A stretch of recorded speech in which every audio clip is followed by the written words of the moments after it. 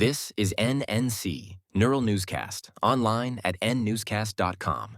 Live from the Neural Newscast Global Information Center, I'm Andrew Lindbeck. Today is August 17th, 2025. On this day in 1945, Sukarno and Muhammad Hatta proclaimed Indonesia's independence from Dutch colonial rule, launching the Indonesian National Revolution and reshaping post-World War II decolonization in Southeast Asia. A closer look at policy and politics. Israel's president visits Hostages Square, urging an urgent return of captives amid nationwide protests and a strike. Here's Cassandra Joyce with more. Israel's President Isaac Herzog urges the immediate release of hostages held in Gaza. He visits Hostages Square in Tel Aviv on Sunday as families and supporters escalate pressure with a nationwide strike. Demonstrators block major roads and intersections, demanding a deal. Herzog calls the captives' return a national priority, one perspective in a wider debate over how to balance military objectives with negotiations.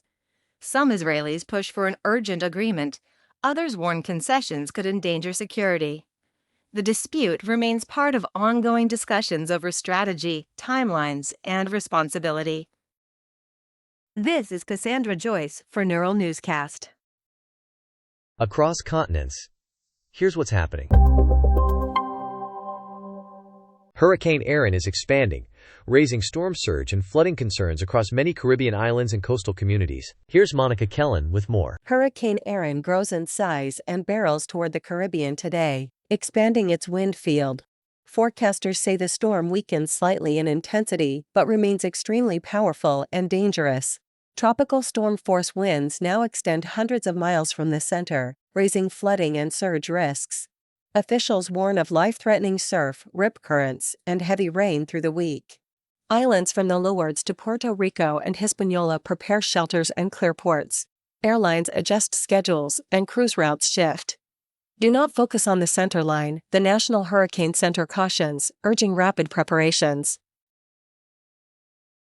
A rare cloudburst in northwest Pakistan unleashes flash floods, killing hundreds and isolating entire valleys in Buner. Here's Daniel Grove with more. A rare cloudburst triggers catastrophic flash floods in Buner, in northwest Pakistan, killing more than 270 people. Torrents sweep through villages on August 17th, collapsing homes, blocking roads, and cutting power. Rescue teams recover bodies from mud and rubble, while hundreds remain missing. Authorities deploy army units, helicopters, and boats to reach remote valleys. Landslides bury vehicles and isolate entire communities. Officials warn of more rain as the monsoon continues. Pakistan's disaster agency urges evacuees to move to higher ground, calling the event unprecedented for the district.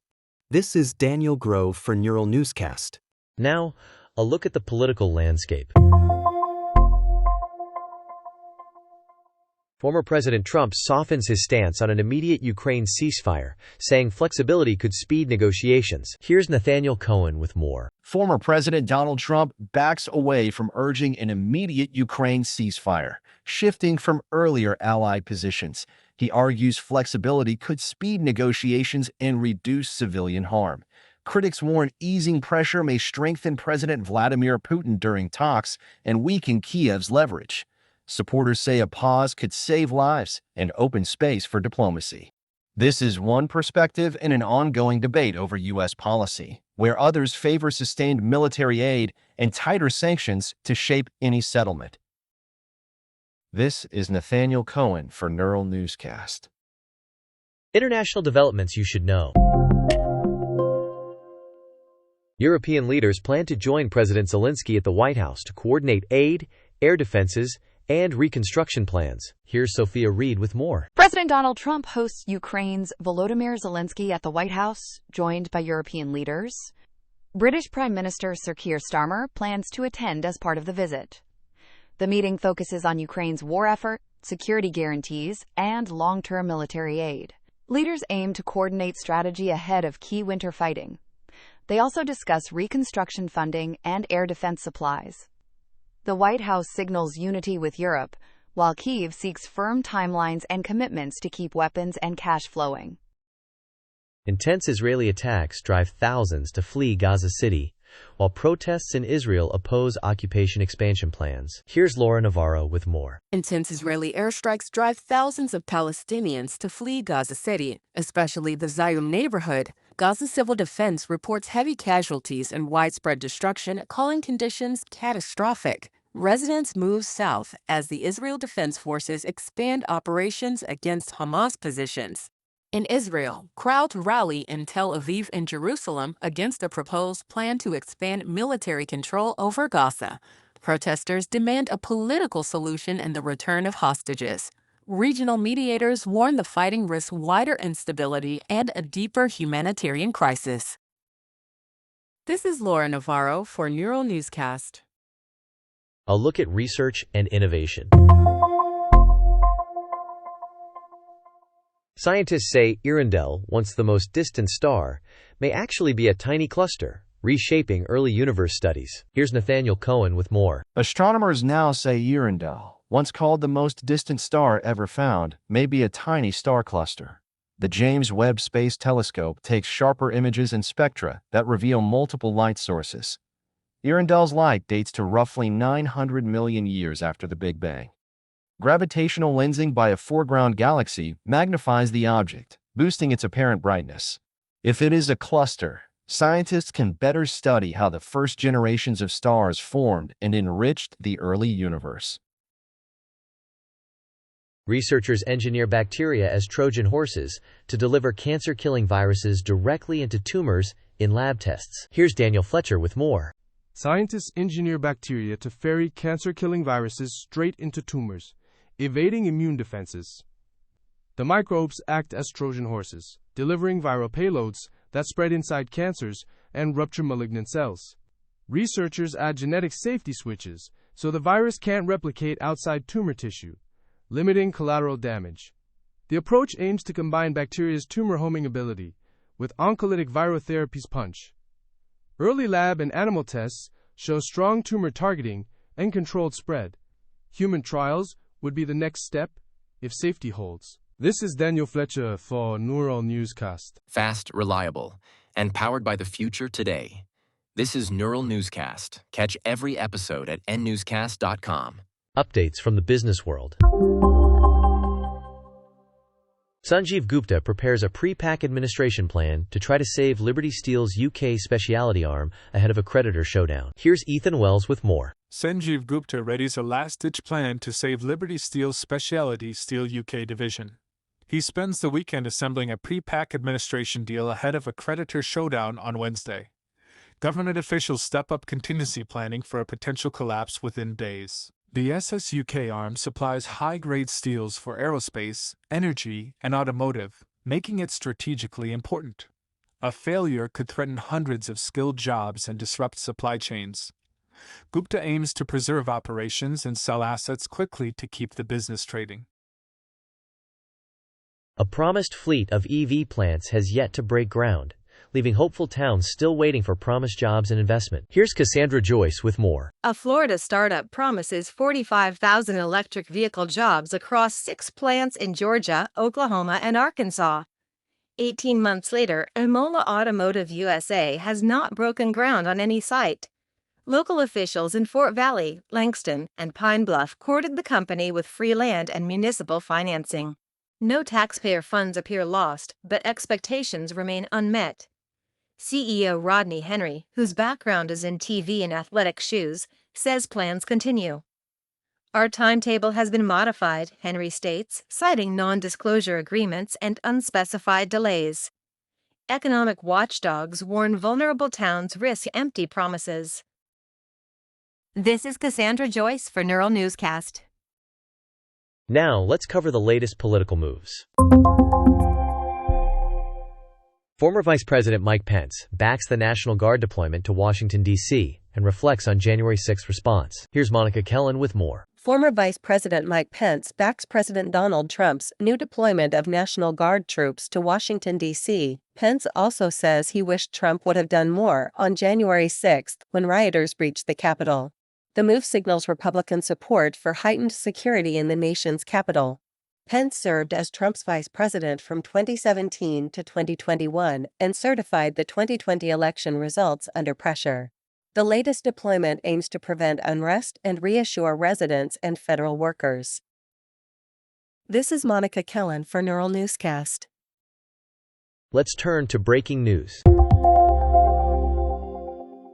An ex-associate of a notorious serial killer recounts involvement from decades ago in chilling new remarks. Here's Robert Klein with more. Elmer Wayne Henley Jr. breaks his silence about aiding serial killer Dean Corll as a teenager. Henley says he met Corll at 15 in the early 1970s and helped lure boys in southeast Texas. He describes grooming, threats, and payments that kept him involved. Corll, dubbed the Candyman, is linked to dozens of murders. Henley later killed Corll in 1973 and helped uncover the victims, reshaping one of Texas's darkest cases. This is Robert Klein for Neural Newscast. Stories about our planet and its future. Indigenous crews use controlled blasts to reopen salmon streams in Alaska's Tongass, restoring habitat and culture. Here's Samuel Green with more.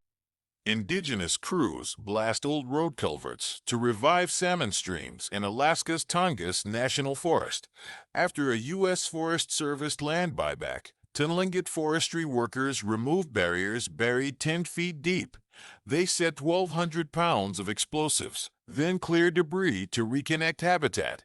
Crew lead Jamie Daniels, 53, calls it healing the river.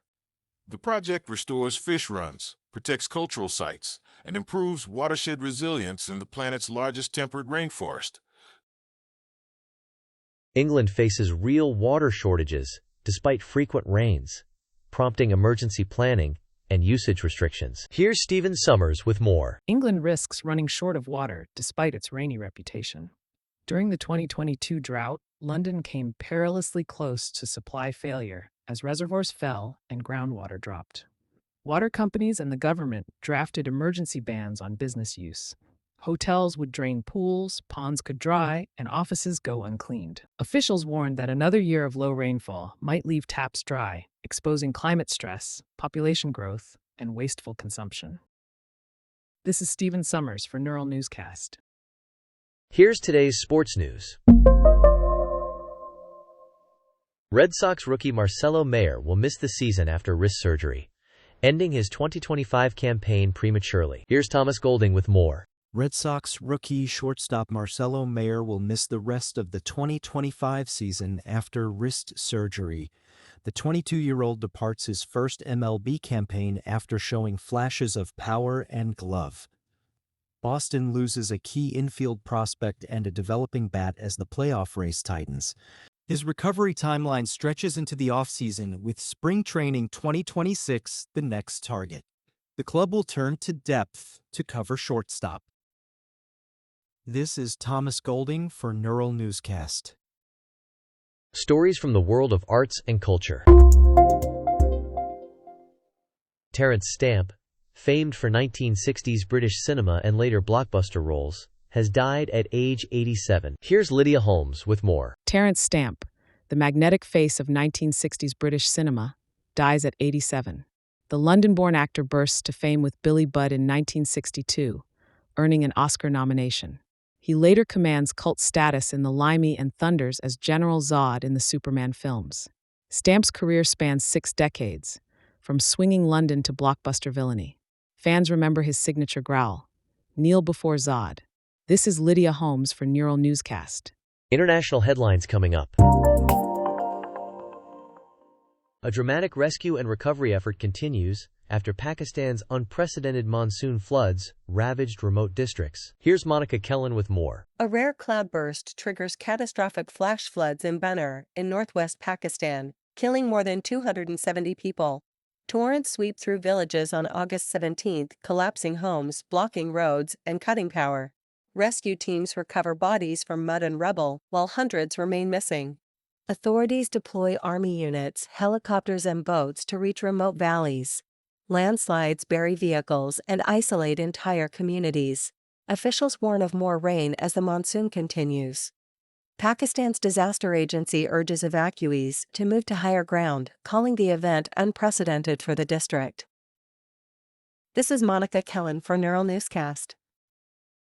Let's continue with more of today's coverage. That wraps our roundup for today. For more, visit neuralnewscast.com and subscribe across platforms. From daily summaries to deep storytelling, Neural Newscast keeps you informed. Visit neuralnewscast.com for more ways to listen and explore. At Neural Newscast, we mix real voices with AI-generated ones to bring you fast, high-quality news. Every story is created with AI but reviewed by humans to keep things accurate and fair. While we do our best to prevent mistakes, AI isn't perfect, so double-check key facts with trusted sources. Want to know more about our AI process? Head to nnewscast.com.